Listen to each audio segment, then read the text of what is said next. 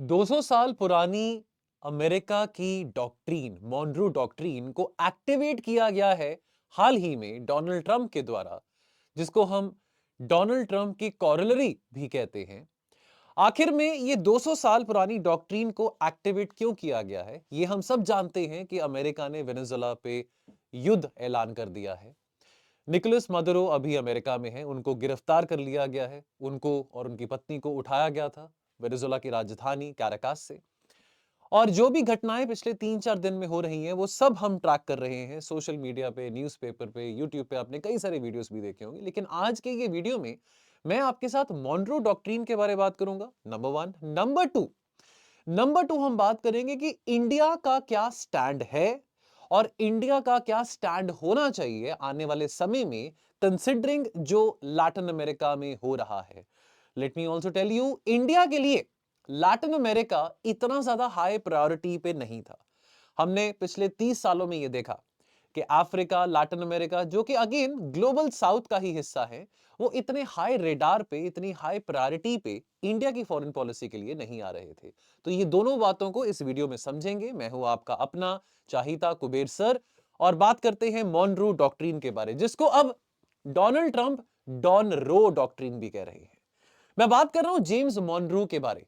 James Monroe, जो कि America के 5वें राष्ट्रपति थे, इन्होंने आज से 200 साल पहले 1823 में, 203 साल पहले एक डॉक्ट्रीन दिया, मॉनरो डॉक्ट्रीन, जिसका सीधा साधा अगर मैं सार की बात करूं, मतलब की बात करूं, वो ये है कि जो वेस्टर्न हेमिस्फेयर है, वेस्टर्न हेमिस्फेयर यानी कि west of the Atlantic Ocean की मैं बात करूं, जहां पे नॉर्थ अमेरिका, साउथ अमेरिका आते हैं, वेस्टर्न हेमिस्फेयर में and towards the west of the Atlantic Ocean में कोई भी यूरोपियन पावर दखल अंदाजी नहीं करेगी। कोई भी यूरोपियन पावर अमेरिकाज के, जब अमेरिकाज की बात कर रहा हूं, नॉर्थ एंड साउथ अमेरिकाज के इंटरनल मैटर्स में इंटरफेयर नहीं करेंगे। चाहे पॉलिटिकल मैटर्स हो, इकोनॉमिक मैटर्स हो, डिफेंस मैटर्स हो, फॉरेन पॉलिसी रिलेटेड मैटर्स हो। यह बात स्पष्ट करी अमेरिका के 5वें राष्ट्रपति जेम्स मॉनरो ने। अगर आप वीडियो देख रहे हैं तो कमेंट सेक्शन में जेम्स मॉनरो जरूर लिखिएगा, जस्ट टू सी कि आप कितना अटेंटिवली ये वीडियो को सुन रहे हैं।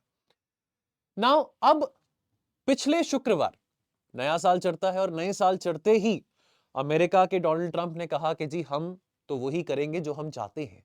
और अमेरिका ने अमेरिका फर्स्ट के एजेंडा को आगे प्रमोट करते हुए वेनेजुएला पे अटैक किया। लोगों ने पूछा कि भैया डोनाल्ड ट्रंप, ये बताओ कि ये अमेरिका फर्स्ट का एजेंडा कैसे प्रमोट हो रहा है, उसके बारे में भी मैं बात करूंगा। दुनिया दंग रहेगी। ऑपरेशन एब्सोल्यूट रिजॉल्व के तहत वेनेजुएला पे अटैक किया, एयर स्ट्राइक्स करे, उसके राष्ट्रपति को उठाया गया। और ऑफ कोर्स हमको पता था कि ये होने वाला है, ऐसा नहीं है कि कोशिश नहीं करी जा रही थी। कोशिश डोनाल्ड ट्रंप कर रहे थे, निकोलस मदुरो के साथ बातचीत का जरिया चल रहा था। अब ये हम सब जानते हैं कि ये लड़ाई वहां पे ड्रग कार्टेल्स या ड्रग ट्रैफिकिंग को रोकने के लिए नहीं, लेकिन वेनेजुएला के ऑयल रिजर्व्स को एक्सप्लॉइट करने के लिए करी गई है। What happened in 2003 in Iraq is something which is repetition, which is happening now in 2026. We all know about that, don't we? And also ये तो एक बहाना था कि वेनेजुएला में ड्रग गैंग्स ऑपरेट कर रहे हैं, निकोलस मादुरो जो है वो ड्रग गैंग्स को सपोर्ट कर रहे हैं, ड्रग कार्टल्स को सपोर्ट कर रहे हैं, ड्रग ट्रैफिकिंग हो रहा है, अमेरिका में नशा बेचा जा रहा है, अमेरिका के जो यंगस्टर्स हैं, जो युवा हैं, वो नशा कंज्यूम कर रहे हैं, ये सारा का सारा नशा वेनेजुएला से आ रहा है। आपसे पूछता हूं कि क्या ये सारा नशा वेनेजुएला से ही आ रहा है? क्या अमेरिका के अंदर नशा नहीं बांटा जाता? क्या सिर्फ वेनेजुएला को ही ब्लेम किया जाए कि वहां से ही नशा आया जा रहा है? मैं कहता हूं कि ठीक है, आ रहा होगा। अकेला वेनेजुएला से तो नहीं आ रहा ना, मेक्सिको से आ रहा है, कोलंबिया से आ रहा है, अर्जेंटीना से आ रहा है, फिलिपाइन से आ रहा है, वियतनाम से आ रहा है, म्यांमार से आ रहा है, पाकिस्तान से आ रहा है, ईरान से आ रहा है। तो क्या करोगे आप? क्या आज आप पाकिस्तान के ऊपर हमला करोगे? करो। क्या आज आप ईरान के ऊपर करोगे? शायद होने वाला है ईरान के ऊपर हमला, वो भी आपको बता दूं, उसके बारे में वीडियो बनाएंगे जब ईरान पे हमला होगा। क्या आप वियतनाम पे हमला करोगे? क्या आप म्यांमार पे हमला करोगे, जहां जहां से नशा आ रहा है अमेरिका में? लेकिन यहां पे बात कन्वीनियंस की आ जाती है, क्योंकि वेनेजुएला तो हमारा बैकयार्ड है, हमारा आंगन ही है, और हमारे आंगन में जो भी चाहे हम कर सकते हैं। हमारे आंगन में हमारा बगीचा है, जो मर्जी फूल चाहे उगाए, चाहे कांटे उगाए, चाहे फूल उगाए, चाहे पत्थर उगाए। नाउ, और दुनिया भर में खास करके जो ग्लोबल साउथ कंट्रीज हैं, ब्रिक्स देश हैं, चाइना, रशिया, इन सभी ने कहा कि इंटरनेशनल नॉर्म्स वायलेट हुए हैं। और इंटरनेशनल लॉज को वायलेट करते हुए, इंटरनेशनल नॉर्म्स को वायलेट करते हुए अमेरिका ने फिर से अपनी दादागिरी का ही प्रतीक दिखाया है। लेकिन व्हाइट हाउस ने कहा कि देखो, जो डोनाल्ड ट्रंप ने करा है वो सही करा है, वो गलत नहीं करा है। और डोनाल्ड ट्रंप की सरकार के इस एक्शंस को जस्टिफाई करा गया है by taking the help of this 200-year-old policy doctrine, the Monroe doctrine. Now अपने प्रेस कॉन्फ्रेंस में डोनाल्ड ट्रंप, जो कि अमेरिका के 47वें प्रेसिडेंट है, उन्होंने यह कहा कि जो वेनेजुएला के लीडर हैं वो एंटी अमेरिका ऑपरेशंस को बढ़ावा दे रहे हैं। वो ऐसे गैंग्स को, ऐसे ऑर्गेनाइज क्राइम नेटवर्क्स को, ऐसे ड्रग कार्टल्स को बढ़ावा दे रहे हैं जो कि एंटी अमेरिका है। एंड देयरफॉर कोई भी चीज अगर एंटी अमेरिका होगी, जो कि अमेरिका के पॉलिटिकल, इकोनॉमिक, इंटरनल मैटर्स के साथ इंटरफेरेंस करेगी, तो देयरफॉर हम उस पर्टिकुलर कंट्री का सर्वनाश करेंगे। और क्योंकि ये सब चीजें वेस्टर्न हेमिस्फेयर के टुवर्ड्स हो रही हैं, और America is a part of the so called western hemisphere, and therefore that is the reason, that is the justification जो डोनाल्ड ट्रंप ने दिया है कि इन्होंने क्यों मॉनरो डॉक्ट्रिन को एक्टिवेट किया है। At the end of the day America एक सॉवरेन कंट्री है। सॉवरेनिटी का भी सबसे उत्तम प्रतीक शायद अमेरिका ही है। एंड अमेरिका अपने सॉवरेनिटी के अंदर रहते हुए कुछ भी करे, ये उसका अपना अस्तित्व है, उसका अपना राइट है, इसको कोई रोक नहीं सकता है, आपका अपना अधिकार है। लेकिन सवाल यहां पे ये उठता है कि आपने ये काम सिर्फ नशा मुक्ति के लिए किया है, नशा को रोकने के लिए किया है, कि या आपकी, और ये पता है कि इतना ज्यादा तेल वेनेजुएला में है, 315 बिलियन, कितने लाखों बिलियन बैरल्स वहां पे ऑयल के पड़े हैं, इतने ज्यादा सऊदी अरेबिया में नहीं होते जितने वेनेजुएला में पड़े। तो अमेरिका को पता है कि अमेरिका अल्टीमेटली वेनेजुएला के ऑयल एंड गैस सेक्टर पे फुल डोमिनेंस करना चाह रहा है। और ये अटैक के बाद डोनाल्ड ट्रंप ने ये भी कहा कि अब से American oil and gas companies Venezuela में काम करेंगी। खुलेआम कहा है कि हाँ, खुलेआम कहा है। इराक वाले टाइम पे तो ये कभी सामने नहीं बात आई थी ना, चलो वो बाद में हमने बात को निकाला कि भैया ये तो ऑयल के लिए अटैक था, that America went into the war to extract oil. यहां पे तो पहले ही दिन अटैक करने के बाद डोनाल्ड ट्रंप ने कहा कि हाँ भैया, हमारी ऑयल कंपनीज यहां पे आके काम करेंगी, तेल के कुएं में से तेल निकलेगा। अब ये सारे के सारे काम जो वेनेजुएला में हो रहे थे, जो कि against the interest of America है, ये वायलेट कर रहे थे जो कोर प्रिंसिपल्स हैं अमेरिका की फॉरेन पॉलिसी के। और अमेरिका की फॉरेन पॉलिसी का जो सिद्धांत है, जैसे इंडिया की फॉरेन पॉलिसी की हम बात करते हैं, इंडिया की फॉरेन पॉलिसी का सिद्धांत आता है पंचशील प्रिंसिपल्स में से, नेहरूवियन आइडियोलॉजी में से। मैं बार बार कह चुका हूं अपने क्लासेस में कि आप एंटी नेहरू हैं, प्रो नेहरू हैं, नेहरू को पसंद करते हैं, हेट करते हैं, वट एवर इट इज, लेकिन हमारी फॉरेन पॉलिसी का जो कोर एसेंस है, कहीं ना कहीं अभी भी वो नेहरूवियन है। अब core essence of American foreign policy Monroe doctrine का है, जो 200 साल पुराना है। तो डोनाल्ड ट्रंप ने कहा कि ये जो वेनेजुएला के द्वारा एक्शंस किए जा रहे हैं, वो वायलेट कर रहे हैं इस मॉनरो डॉक्ट्रीन के प्रिंसिपल्स को, सिद्धांत को। ऑलराइट, अब ट्रंप ने रीफ्रेम करा है मॉनरो डॉक्ट्रीन को एज डॉनरो डॉक्ट्रीन। एक और कदम आगे बढ़ाते वो कहते हैं कि देखो, अमेरिका का प्री एमिनेंस रहेगा वेस्टर्न हेमिस्फेयर में। जब बात वेस्टर्न हेमिस्फेयर की आती है, कनाडा से लेके अर्जेंटीना तक, कनाडा से लेके बिल्कुल दक्षिण तट तक कोई भी आइलैंड भी आता है, फॉकलैंड आइलैंड्स भी आते हैं, वो पूरे रीजन में अमेरिका का ही प्रेमिनेंस रहेगा। और अमेरिका के प्री एमिनेंस को कोई चैलेंज करने की कोशिश करेगा तो हम मॉनरो डॉक्ट्रिन को अपहोल्ड करते एक्शन लेंगे। सिंपल टर्म्स में अगर एसेंस ऑफ मॉनरो डॉक्ट्रिन की बात करें, सिंपल टर्म्स में इसका मतलब क्या हुआ? सिंपल टर्म्स में इसका मतलब था कि एक समझौता था। क्या था? एक समझौता था 1823 में जब doctrine I, between the global powers of that time. Global powers यानी कि the European colonial powers, alright, because European colonial powers ने ही कॉलोनाइज किया था नॉर्थ एंड साउथ अमेरिका को। तो यानी कि यूरोपियन कंट्रीज और अमेरिका के बीच में, अमेरिका आजाद हो गया था 1776 में, तो यूरोपियन कंट्रीज और अमेरिका के बीच में समझौता था कि यूरोप जो है, यूरोप का जो कॉलोनियल इंफ्रास्ट्रक्चर है, जो कॉलोनियल पैराफर्नीलिया है, वो यहां पे वेस्ट ऑफ द अटलांटिक में यूरोप का फुटप्रिंट छाप नहीं पड़ेगा। जो करना है पूरी दुनिया में करो, लेकिन towards the west of Atlantic, in the western hemisphere, यहां पे किसी किस्म का interference, footprint, colonial aspirations European powers की नहीं अलाउड रहेंगी। नाउ उस समय 1823 में जब ये डॉक्ट्रीन का सिद्धांत रखा गया, तब कई सारे लैटिन अमेरिकन कंट्रीज नए नए आजाद हुए थे यूरोपियन पावर्स से, यूरोपियन कंट्रीज से। और ये डॉक्ट्रीन का मकसद था कि यूरोप को रोकना है, यूरोप को प्रिवेंट करना है कि वो यूरोपियन कंट्रीज अपना इंफ्लुएंस रिक्लेम ना करें। बिकॉज साउथ अमेरिका में बहुत सारी यूरोपियन पावर्स थी, स्पेन था, पोर्चुगल था, इटली था। सिमिलरली नॉर्थ अमेरिका में बहुत सारी यूरोपियन पावर्स थी, ब्रिटेन था, जर्मनी था, फ्रांस था, जो कि कॉलोनियल पावर्स थे। तो यूरोपियन पावर्स अपने पुराने इन्फ्लुएंस को रिक्लेम ना करने की कोशिश करें, बिकॉज ये सब देश अगेन यूरोपियन कॉलोनियल योक का ही हिस्सा थे। एंड देयरफॉर ये कोशिश ना की जाए और अमेरिका अपने ही प्री एमिनेंस डोमिनेंस को रीअसर्ट और असर्ट करता रहे। तो ये doctrine was the navigating point and a point of understanding between USA and the Europe and the European powers. अब ये डॉक्ट्रीन को कब कब एक्टिवेट किया गया है? 1860 में देखते हैं, अमेरिका ने इन्वोक करा था डॉक्ट्रीन को ताकि फ्रांस के ऊपर प्रेशर डाला जाए, ताकि फ्रांस विड्रॉ कर सके अपनी फोर्सेस को फ्रॉम मेक्सिको। जब अमेरिका ने एक पपेट एम्परर मैक्सिमिलियन को मेक्सिको में बिठाना था। देन 1904 में थियोडोर रूजवेल्ट, जो कि अमेरिका के राष्ट्रपति थे 1904 में, उन्होंने यह कहा कि America should be allowed to intervene in the unstable Latin American countries, and therefore Roosevelt ने भी जो एज अ कॉन्सिक्वेंस फॉलो किया मॉनरो डॉक्ट्रीन का, जिसको हम रूजवेल्ट कॉरोलरी कहते हैं। सो कॉरोलरी मतलब, अगर आप सीधी भाषा में समझे, गूगल पे देखेंगे, चैट जीपीटी पे देखेंगे, कॉरोलरी मतलब something which is an outcome, something which is a result, something which is following something, यानी कि कॉरोलरी यानी कि एक ऐसी चीज जो कि फॉलो कर रहा है किसी स्टैब्लिश्ड नॉर्म को, किसी स्टैब्लिश्ड सिद्धांत को, एक आउटकम है। डोनाल्ड ट्रंप की corollary, Donald Trump's corollary means an outcome as a consequence, as a direct consequence, as a direct result of the Monroe Doctrine. Roosevelt corollary, which means as an outcome, यानी कि Roosevelt की corollary means कि Roosevelt की जो policy है या Roosevelt का जो रणनीति है, विदेश नीति है, that is a direct outcome, that is a direct consequence of the Monroe doctrine.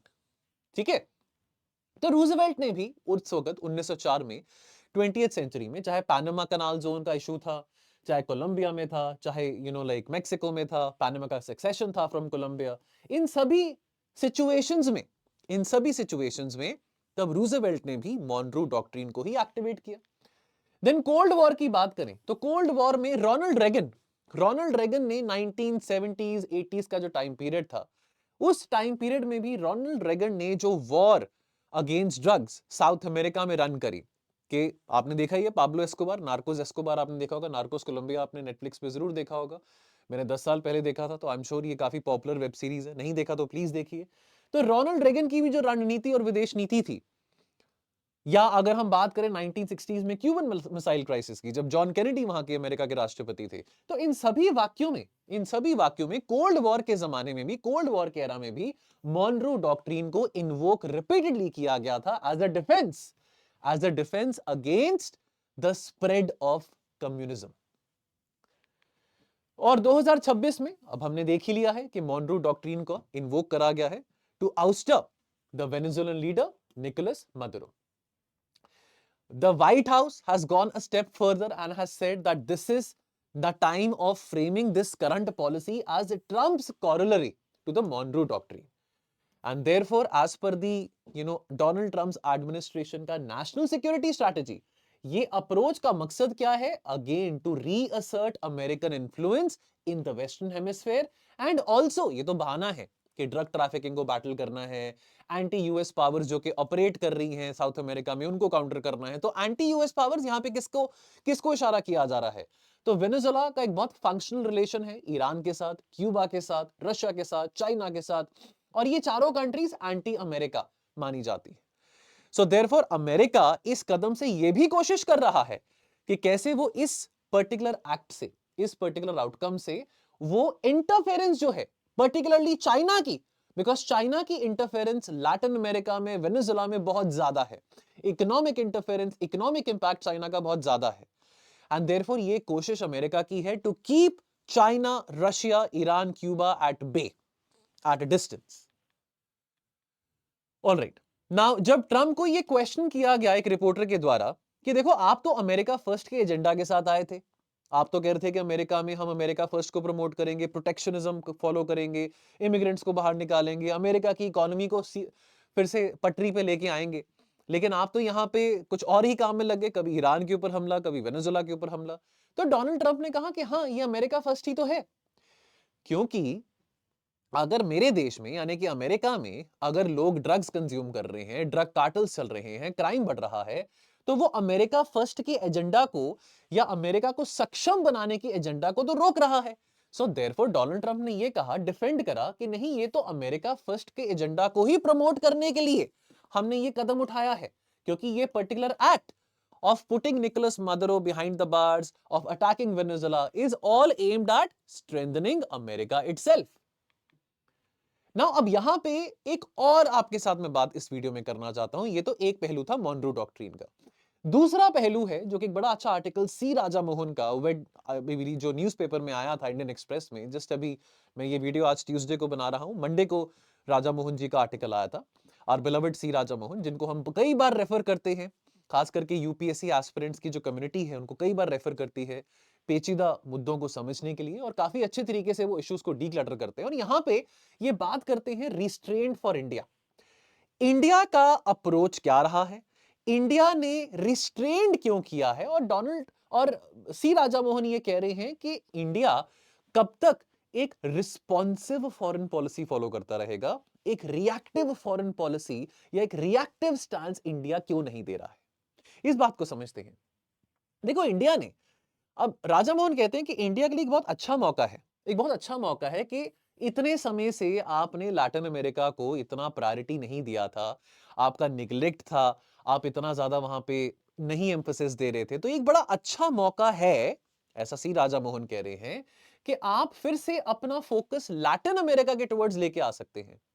हमारा सबसे बड़ा पार्टनर लैटिन अमेरिका में ब्राजील है, लेकिन अगेन लैटिन अमेरिका में कई सारे देश आते हैं, तो अगर हम यहां पे थोड़ा सा इंटरेस्ट दिखाते हैं और थोड़ा सा अलाइन करते हैं और थोड़ा सा एंटी यूएस स्टैंड लेके आते हैं, perhaps that would be good for us. ये बात सी राजा मोहन कह रहे हैं।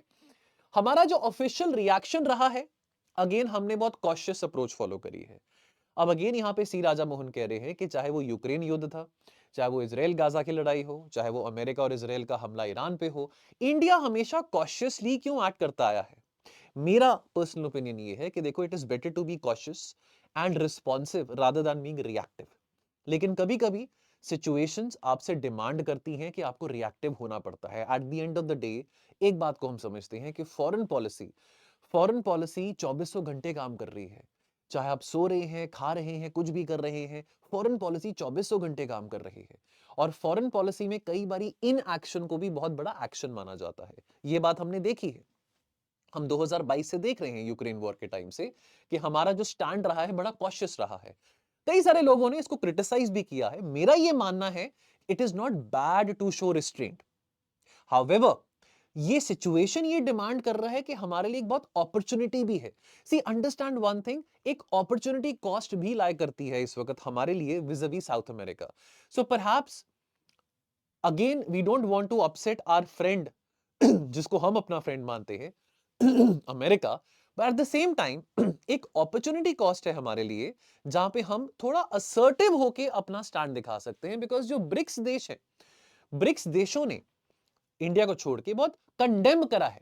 ब्राजील ने, रशिया ने, चाइना ने, साउथ अफ्रीका ने, इंडिया को छोड़ के सभी देशों ने कंडेम करा है अमेरिका के इस एक्शन को ऑन वेनेजुएला। और अमेरिका और इंडिया का ये जो कॉशियस अप्रोच है, शायद से ये काम आए हमारे लिए विज़-अ-वी अमेरिका एंड वेनेजुएला, अगर जो इंटरिम प्रेसिडेंट है डेल्सी रॉड्रिग्स, अगर ये कोऑपरेट करते हैं अमेरिका के साथ, सो देयरफॉर इंडिया के लिए एक नई पॉसिबिलिटी खुलती है कि India can of course keep America in good humour, and also India can work out on carving out a good path with the new regime in Venezuela, which is puppet controlled by America. बात ठीक है। Now एक strategic reorientation of the post Maduro administration in Venezuela, end of course यहां पे एक बात आती है कि यहां पे बहुत लंबे अरसे से एंटी अमेरिकन एक्टिविटी हो रही थी, ड्रग ट्रैफिकिंग हो रहा था। इस पर्टिकुलर रीजन को, वेनेजुला को, Cuba, Russia, Iran, China back कर रहे थे। सो देयरफॉर अपने आप में वेनेजुला में 3 लेवल पे चेंजेस देखने को मिलेंगे, और वो 3 चेंजेस क्या देखने को मिलेंगे? नंबर 1, यहां पे चेंज देखने को मिलेगा कि अगेन अमेरिका का सिक्का, अमेरिका का डोमिनेंस फिर से लैटिन अमेरिका में आएगा, उछलेगा।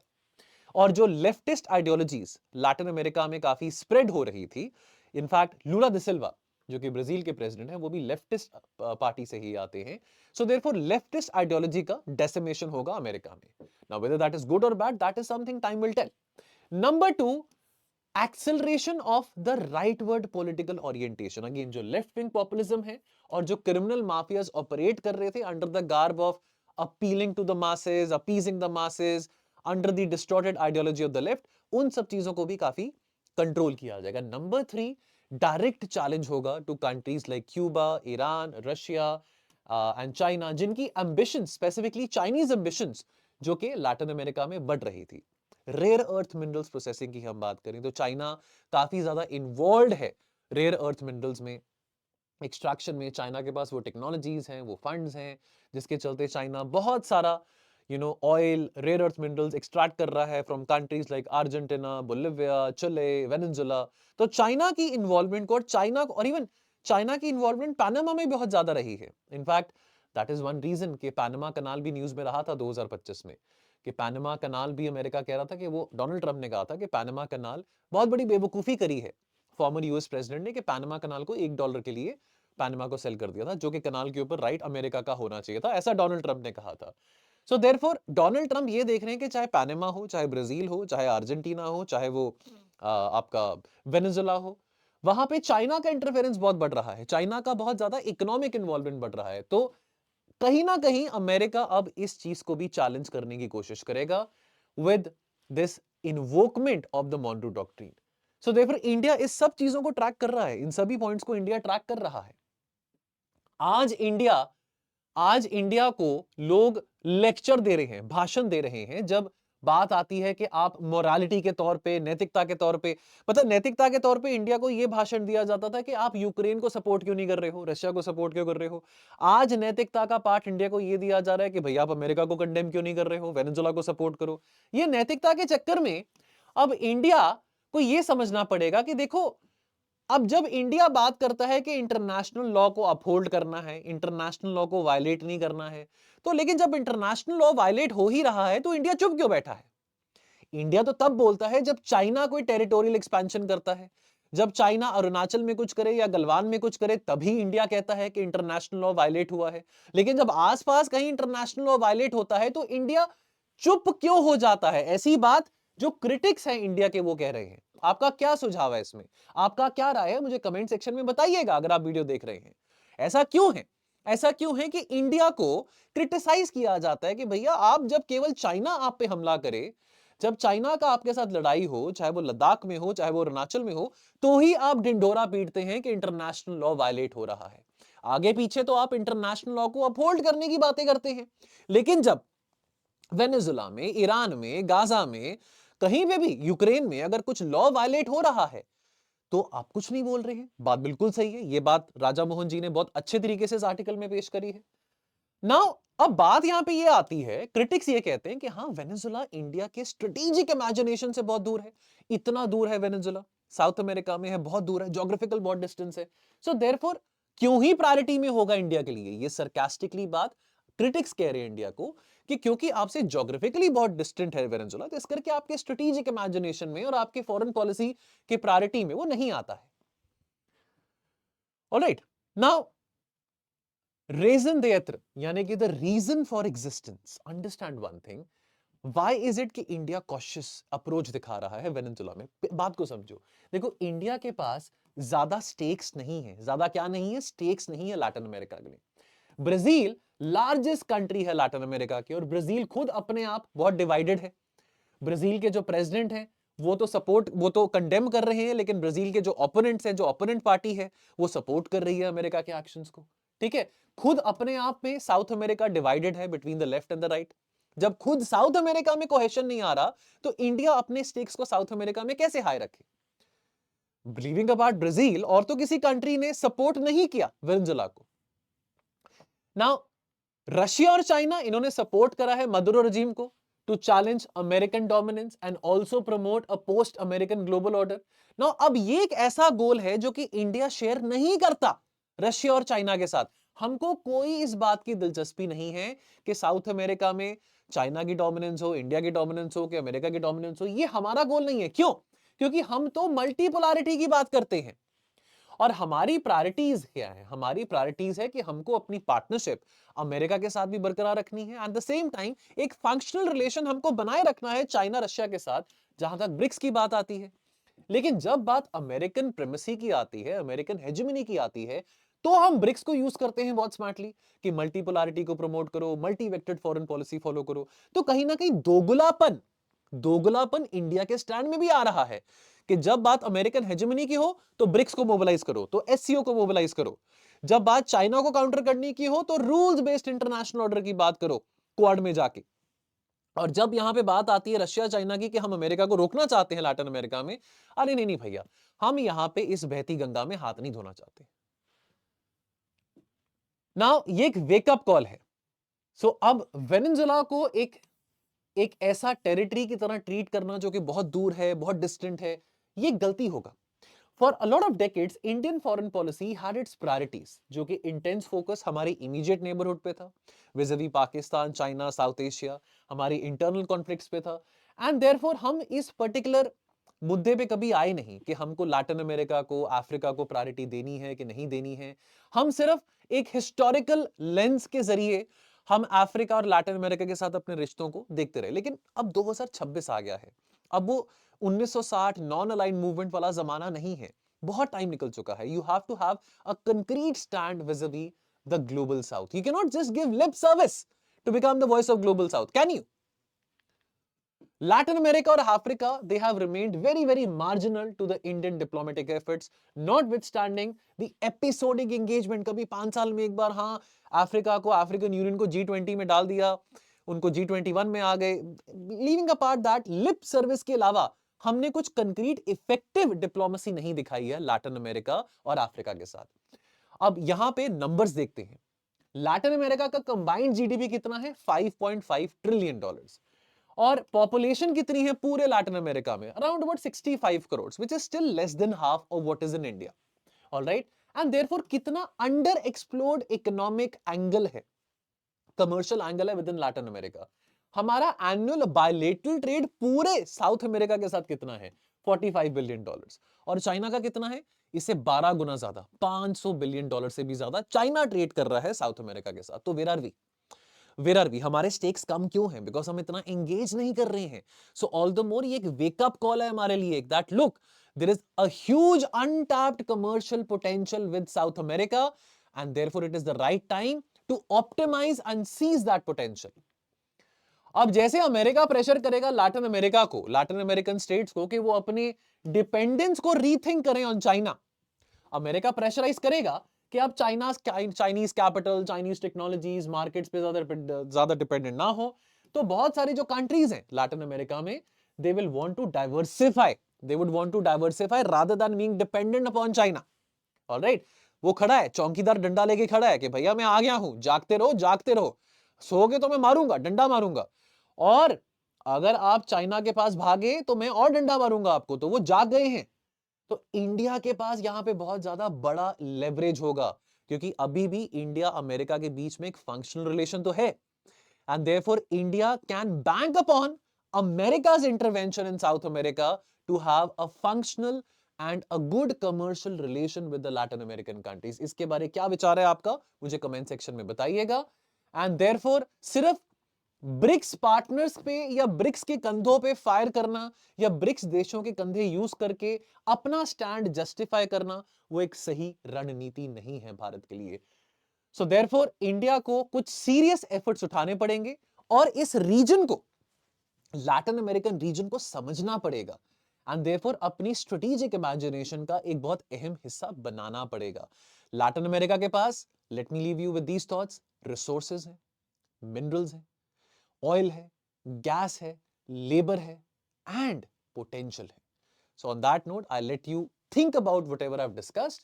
एंड बाकी दोस्तों प्रीलिम्स में स्ट्रगल कर रहे हैं, प्रीलिम्स 1 का हमने क्रैश कोर्स निकाला हुआ है, best ever live prelims crash course है। बहुत ज्यादा हिट रेशो रहता है हमारे पूछे गए सवालों का। इस कोर्स में जुड़े अगर आप भी अपने प्रीलिम्स की तैयारी में स्ट्रगल कर रहे हैं या आज से आप अपने प्रीलिम्स की तैयारी को स्ट्रीमलाइन करना चाहते हैं। मुझे इंतजार रहेगा आपका। Take care of yourself.